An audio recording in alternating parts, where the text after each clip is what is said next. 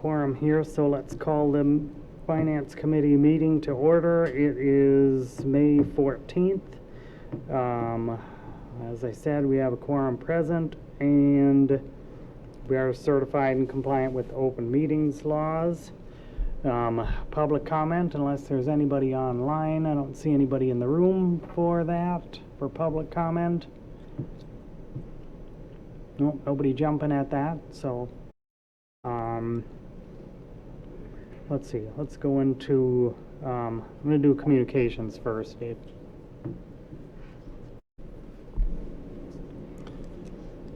Okay, in regards to U.S. Bank, just kind of giving you an update. Try and keep it short, but basically there was one day in April we brought 5 deposit bags to U.S. Bank for deposit. We signed the documentation saying we brought 5 in. They recorded 4. They searched their office high and low and looked on the cameras. The only thing that they can think of is they shredded a deposit, cash and checks. U.S. Bank has made us whole. We're attempting to collect as much of the $75,000 as we can. In the packet, there's an example letter. This happened to be Emmy Roth, but everybody who we had the detail for, we sent letters out. Lisa, my treasurer, got lots of telephone calls and emails once that letter arrived. About 40% of that balance is a company called Stoughton Utilities, so we were pretty sure we could get a duplicate check from them. But we won't be able to collect everything, but we're trying to help them out as much as possible.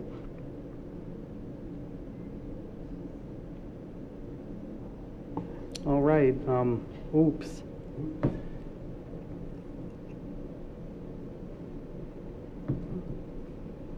All right, in the agenda, we've got, for communications, we've got mayoral appointments. Tim, do you want to speak to that? Sure. So we're going to have 2 appointments at City Council tonight. Tanya, is it Waniger? Is that pronounced correctly? Yes, it's Waniger. All right. Welcome and nice to meet you. Thank you. Nice to meet you. Yeah, so you'll be sworn in at City Council tonight, so then you'll be able to participate at the next Finance Committee meeting. So hopefully you're receiving emails. And then Alder Butler is going to take the alderperson's role, and Sarah's going to switch to, what was it, public safety. And so that'll work out. And same thing, Alder Butler will be appointed at council tonight as well. So hopefully at the next meeting we'll be at full speed. All right, thank you, Mayor. So with that, with those appointments taking place at council after this meeting, then I'd like to postpone the election of the vice chair until we have a full complement.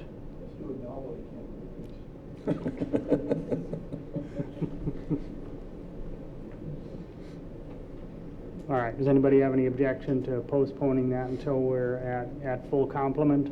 It just means you have to be at the next meeting no matter That's what. true. Yep, no worries. I'm here 99% of the time, sometimes not at the right time.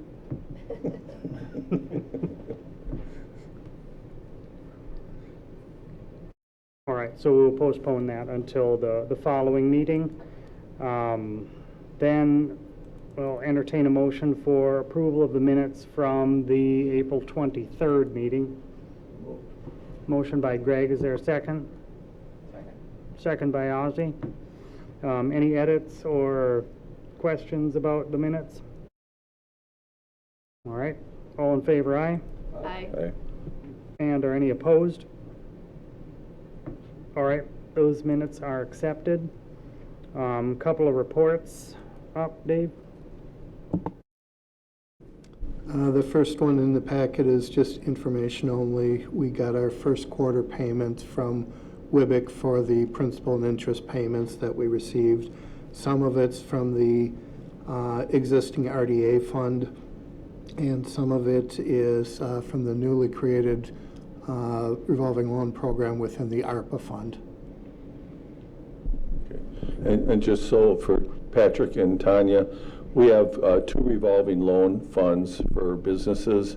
They can use them for operations or for building improvements or for whatever. And one of them was using excess tax incremental financing district money. And that one was started a few years ago by the Redevelopment Authority, and that's solely for the downtown district. And then we started a second revolving loan program about a year ago, I think it was, and that was funded through American Rescue Plan Act money, which is from the federal government. And I forget how much we had in each fund, but the statement here, I think, gives us at least a balance, right, Dave? Well, this report is just the outstanding receivables. Okay. I'd have to look in the general ledger to see how much cash is available and how much has not been dispersed yet from ARPA. I can have that for the next meeting if you'd like. And I would imagine that when we have our committee of the whole meeting in June, we might have some more conversation about where the balance is and whether or not we should entertain putting some remaining funds in there, but that'll be up to the council to do that.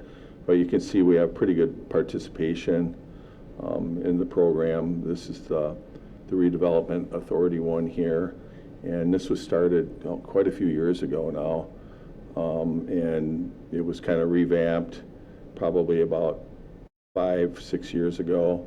And when they did that, they lowered the interest rate.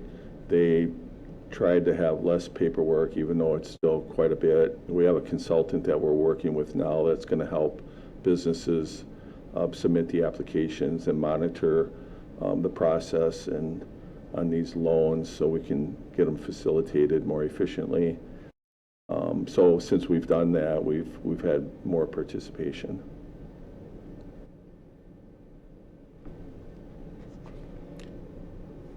Dave, can you address the couple of questions that you had asked to Ashley in there and to WIBIC? If you're referring, the email there. Yeah. Two different things. One, WIBIC had recorded one of Honey and Lace's loans, not in our pool, but somewhere else. I'm told that they've corrected that. And the Honey and Lace, in effect, got another loan, 2 loans for $100,000, refinanced their $15,000 as part of that. That closed approximately April 4th. I haven't been asked to give WIBIC the $100,000 or the $85,000, whichever they want, and I'm going to sit on the money until they do, but they must have a good cash flow. All right, thanks. Let's see, and then anything else on the revolving loan? All right, now the section 125. If you remember several months ago in one of the meetings, I talked about general revenues. That's where we were putting the section 125 deficits into the general ledger as opposed to the balance sheet to clean things up. We actually got a check recently for about $5,500, rough figures, for the employee share that they forfeited during calendar year 23. So that helped to offset the payments that we've made to date. So as of this report, we were about $322 for expenses. But yesterday or last week, we had another $544 or whatever that we had to give. So I wouldn't anticipate deficits occurring much more this year. I think you've got more and more people that wait till year end to accumulate it. So hopefully we don't go over $1,000 for the year, but we'll have to wait and see. Any questions on that topic?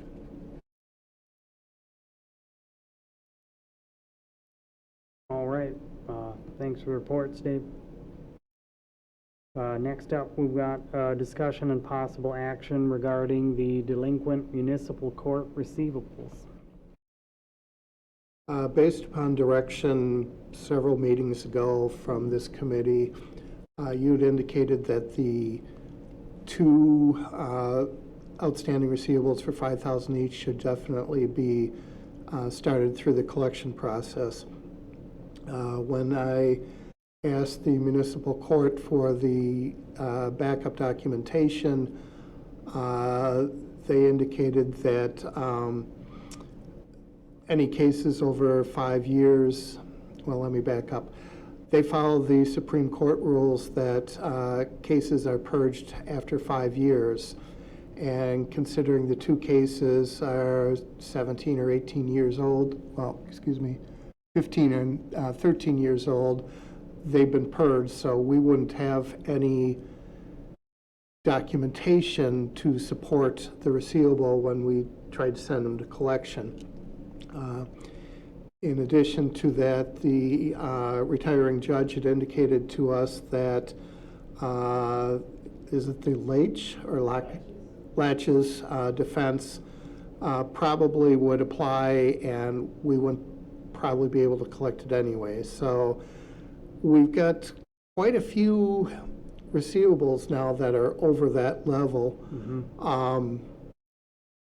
And I guess I'm looking, do you want to try and develop a policy for what we do for the write-offs? I happen to steal a copy from Fitchburg that they recently adopted for cleaning up the court receivables. So that's basically going to be my template going forward. I'm assuming we're going to want to take this to City Council for whatever policy we have going forward, and then the appropriate write-off. I've got Mary from the Municipal Court Clerk's office here. Mary, is there anything that you wanted to add on this topic? No, nothing on my part, but I'm willing to do whatever needs to be done to clean it up, because I also would like to get it taken care of. So I'm open to suggestions. Yeah. Question, Ozzy? Go ahead. How does it go this long before, without somebody catching somebody's attention that all this money is standing out there that people owe? It looks like the city of Madison, where they have over $11 million out there in uncollected fines. I don't understand how, if somebody has a fine, how it can go on for 15 years or whatever it is, it never get collected. We send them to the Department of Revenue. It's called SDC, which stands for State Debt Collection. And they retain those for 3 years. If they have no activity, if they're not able to get payments, they return them to us. Unfortunately, when it first started, there was a glitch in their computer system. So I think we had a huge amount dropped on us, and that was in 2022. And then we met with Dave in 23 in February to talk about it, and we've been waiting since then to hear how these should be handled. So they've, prior to that, there's never been any collection action. I started 11 years ago. Nothing was being done except for TRIP, which is, just taxes. They take their taxes, and it wasn't very successful. I think they're actually considering discontinuing TRIP. Anyway, Judge Matt Rothy and I started this SDC program, and it was real successful in the beginning until they discovered this glitch and returned quite a large amount. I don't have it off the top of my head, the amount, but that is what threw us, and that's where we were looking for some direction on how to handle it. So we've been waiting. So is part of this, the unpaid citations, is that strictly the citation? Is that also include like interest earned or anything like that? We're not allowed to add interest per state law. We can't add interest or fees.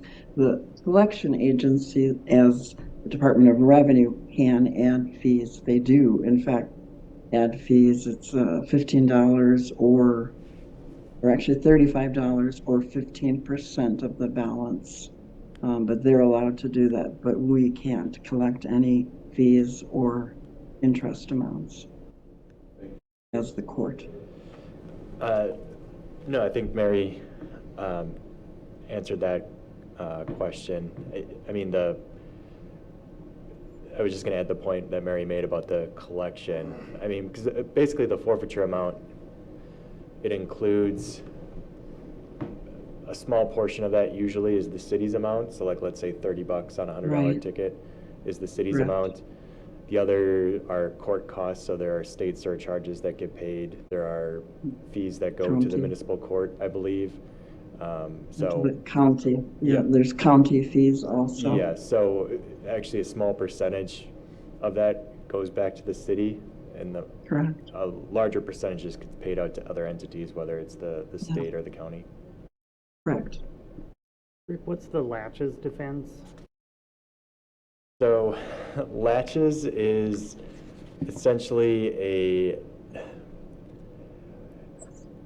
it's a defense that one would make if you sort of assume liability, but you say that the party was so late in asserting their claim or bringing the action. So it's not like a statute of limitations argument. It's more or less that you sat on your rights for too long and didn't exercise them. And so it's inequitable to come after the amount now. You know, I don't know for certain if that would be possible. I think the bigger issue is we don't have the records to support the outstanding balances. So because with the state collection program, you do need to have an actual judgment against the person. And if we don't have the judgment, then there's no basis that the state has for going after the claims. Okay. We have Makes sense. electronic records. We do not have the hard copies Okay. because we're limited on space. All right. Lisa, do you have a question?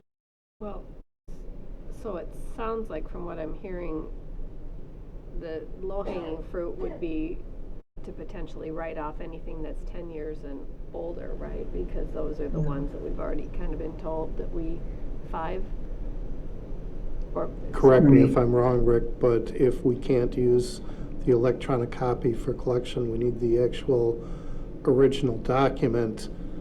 If we don't have if it's outside the 5-year window, we don't have the original document, we can't go forward. I'm not exactly sure what the state debt collection program would require. They may accept an electronic copy. They don't ever require anything. There's a form that I fill in with the information. They do ask for the date of adjudication. And I don't know what they base, what they go off of when I give them that date, but. Because if it's a copy of like an official record, then that should be allowable under the rules of evidence, if I'm recalling correctly. But potentially you could send these off to the state debt collection agency and see if they will do anything with them. I mean, my understanding is basically the SDC. These were returned. Oh, they were returned already. The ones that were Okay. initially directed for us to send to the city attorney were returned from SDC as deemed uncollectible. Okay. And to be honest, I did a little research on my own on these two people. I have a couple of different areas and one is in prison and the other one has been deemed mentally unstable. So I mean, some of these older ones, it's but who has the time to do that for each of these outstanding balances? I don't. So. So I guess the unreturned ones, if the state is saying they're uncollectible, I mean, Right. it really doesn't,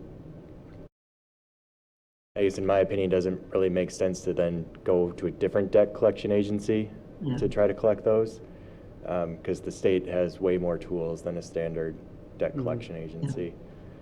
So if the state is saying it's uncollectible, then And they're never allowed to tell us the reason. It's confidential. Yeah. So. And Rick, just for your information, the SDC has a minimum balance of $50. So all the outstanding balances of $30 or less, they don't touch. yes. And I think, I forgot what the tax refund intercept program, if that is $20. $20, yeah. And But that's where again- we run into a problem with all of the seatbelt tickets. They're all $10, and we get these grants to get seatbelt tickets, and they just sit. It's just, they add up, though. I mean, I can go through and give you numbers. It's amazing how many seatbelt tickets are issued for $10, and I can't do anything with them. Because the Unless they happen to have a previous balance, then I add it on, but. And the alternative for those under 20 or that are under the $50 limit is if you go to a private debt collection agency, the statute says you have to give a certain percentage to that collection agency. So you wouldn't be getting a dollar for dollar. So there would be added costs on top of that, and you just get basically your percentage that you would have gotten on the collected amount. So there's, And we would still need to distribute to the state and the county Correct. their fees. You have something to add, Lisa? Well, just another question. Can you remind me, are these all just court citations or any of these that maybe the planning department has issued based on not following guidelines for whatever? Well, these Yeah, they're- are all court receivables, and yes, it's possible that planning could have requested that a particular offender would be taken to court to try and force compliance. Yeah, this is such a big, I mean, this is just a big mess. I mean, and it just seems like it's hard to kind of wrap your mind around it, but, you know, one of the things I know I mentioned last time is anybody who has these citations, it seems like they shouldn't be getting a permit in the city for anything. And that seems very, but I don't know that they,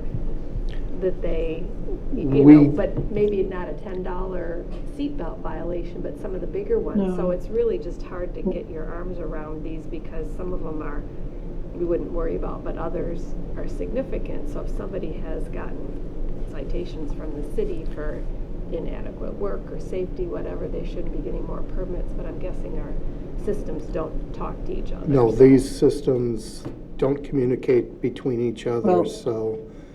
If I could just interrupt, whenever anyone applies for a license of any kind, I get an email from Candy and her department and to check balances. So they are doing that, you know, to a point. It's just licenses, though we've never gotten involved with permits, as far as I know. and that might be a policy that the city could set up, that whenever there's a permit or license application, the name gets run through the court system to see if there's any outstanding balance. Yeah, we are having some conversations about our software, and I don't know if there's any opportunity, you know, with the iWorks to make it talk to whatever system we're using here. But, you know, I think we're trying to schedule some meetings with them and better understand the capabilities of those programs. An educated guess, because our court software is about 14 years old, there wouldn't be the ability to coordinate with iWorks. With that said, in the next 18 to 24 months, we'll probably have to be migrating to the next generation of court software. I assume that would be more robust and be cloud-based, so Cloud, yeah. there's possibility that that could be integrated, but you're talking probably 2 to 3 years.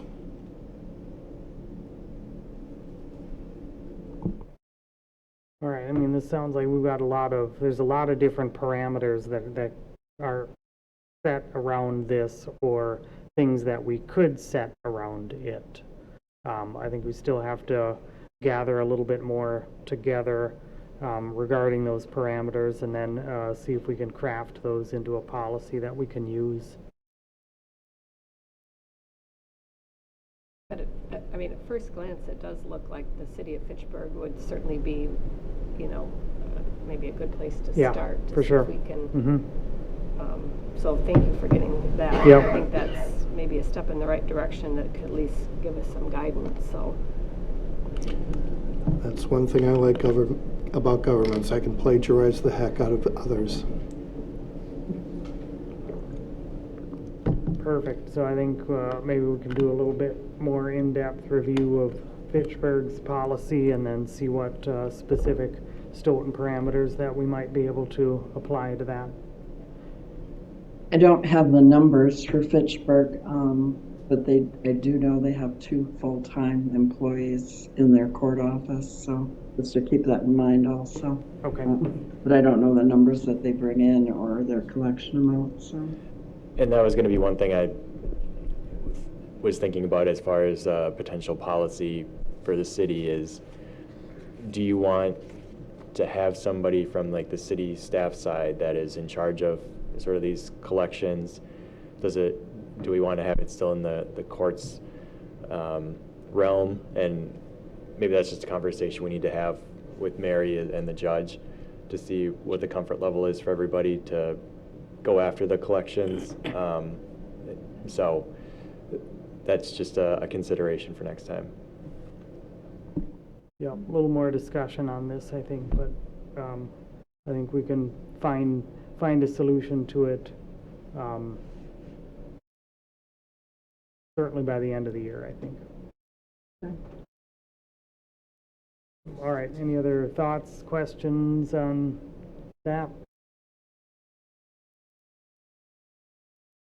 All right, well, we will continue reviewing on that one, and then we will look at the ordinance amending section 2-166, city attorney appointment.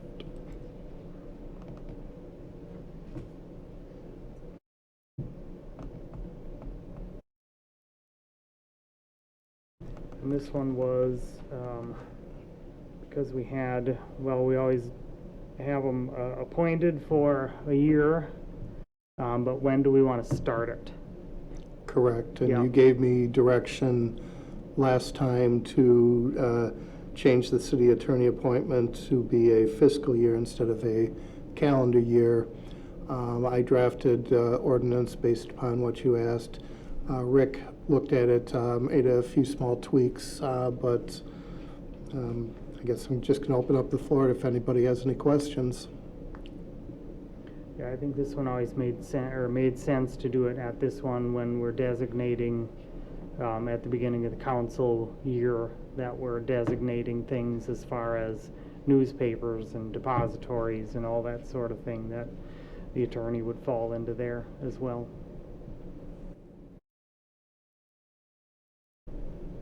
Lisa?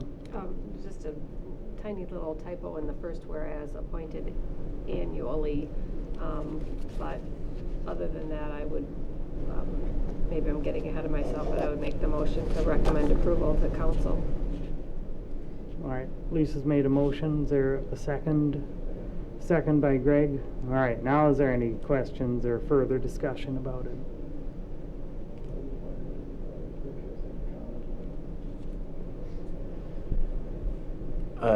From your staff, from your firms that appointed you.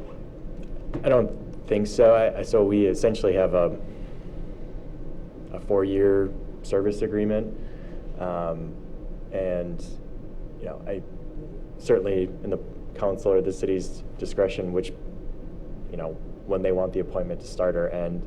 I don't think it matters from a timing perspective for us. So whatever makes the most sense on the city side.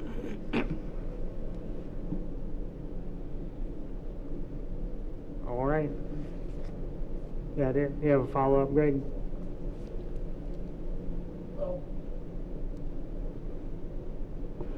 I'm willing to go along with this, but it seems kind of odd. We have a 4-year contract with them.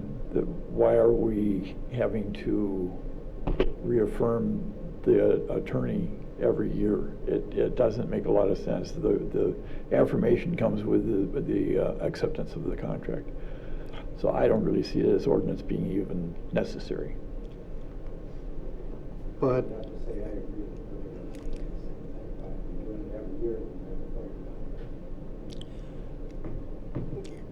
I guess I'm just going to throw out the fact that I brought that up 6 months ago or whatever, and this committee referred it to council, and council sent it back. And Greg, you were actually the one who said, let's do it at the... I know. So if you want, we'll go back to the original ordinance to repeal that language, whatever you'd like to do. Yeah, and the statute doesn't require it to be an annual appointment. Chapter 62, I mean, it lists the city attorney as an officer, but I think if, again, this is your call, right? I'm not advocating one way or the other, but you could say that that agreement is the 4-year appointment for however long, rather than an annual appointment process. But again, whatever makes the most sense to the city.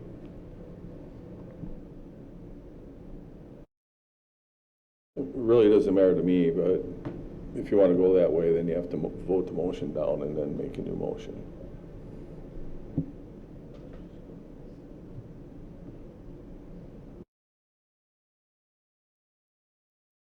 Any final words on that? I said let's just go ahead with the motion, and that's the way we've been doing it in the past. Let's just continue it.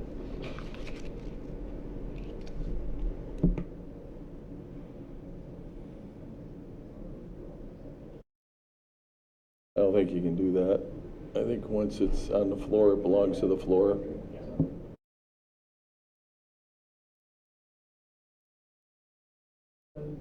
I mean, you can vote against your second, but you can't withdraw it.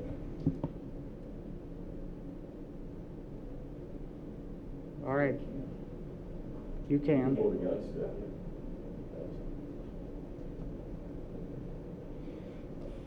All right, well, I'm going to call the vote then. All in favor, aye? Aye. Aye. Any opposed? All right, Greg is a no on that one.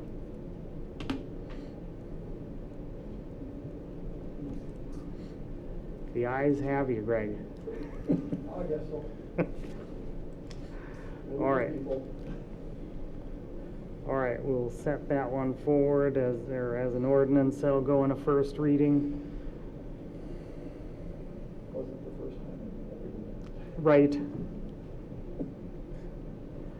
All right, so then we've got the next ordinance amending section 2-647 through 649 regarding special assessments. Usually in March or April, we send out the preliminary assessment estimated notices, just so that everybody's aware of it and can do whatever planning that they need to. One individual looked on our ordinances and saw that there was a section saying that it's possible that the city can waive those special assessments for individuals and not have it charged to them. When I was communicating with Rick, he had indicated that the statute that was listed in our ordinance was repealed back in the 80s, and it no longer talks about indigent individuals. So I'm going to turn it over to Rick now for any further conversation. Yes, so like Dave mentioned, the original statute gave authority to waive, I mean, it was basically any property tax or assessment or charge based on indigency, but that was repealed most likely because there were issues with the uniformity clause. I don't know for sure, but Wisconsin has a constitutional requirement that taxes need to be uniform. So for property taxes, that's why you've got the uniform mill rate. So that statute is just no longer on the books, so any references to it are outdated. Additionally, I would have some concerns about waiving special assessments for some people just based on equal protection issues under the Constitution, because for treating similar situated members of a class differently, we have to have a basis for that, and not saying that indigency isn't a valid reason for waiving these, but it does create some potential issues for claims against sort of unfair treatment by the city, especially because the special assessment statute doesn't provide any sort of waivers. It says you look at the benefits and distribute them amongst the property owners based on the cost of the project or damages or benefits to their property. So I think it just gets really tricky if we're trying to waive these assessments. And if the city is interested in doing that, we can potentially look into figuring out a way to do that. But for now, I think the ordinance on the books is very questionable. For now, you're looking to just basically, so for now, you're just looking at 6, 47, 48, and 49 and just eliminating them basically. Yes, because those are all based on the program, Yep. or based on the state statute that. Okay, and then any future amendment would happen Yes. as we determine if it's needed or even possible. Yes, if that's the policy direction the city wants to take, Yep. we're certainly happy to look into it, to see if there's an avenue to do it. I'm not aware of any other communities that sort of create this indigent person exception to special assessments. That doesn't mean that there aren't some or that there's not a way to do it. We have to be very thoughtful about how we go about it. There is a way. Just don't charge them. Is it? That is true. Get rid of it.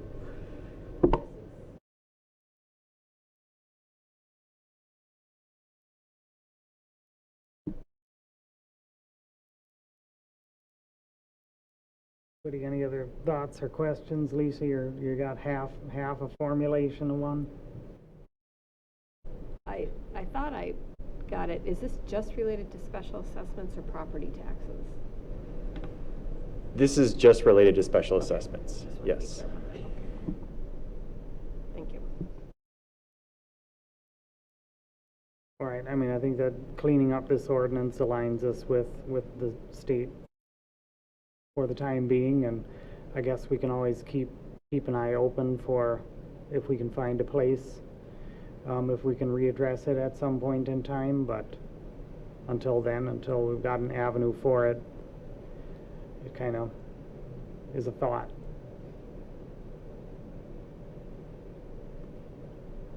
Any other thoughts or discussions on this one?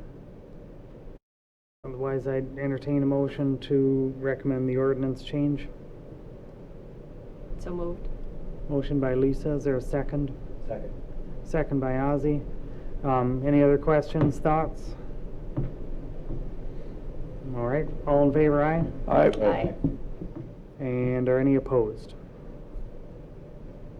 All right, we'll recommend that ordinance up for first reading. That runs us through our business, and we're still hacking away at our future agenda items. Anybody with questions or comments on those? All right, I would entertain a motion to adjourn. Motion by Greg, is there a second?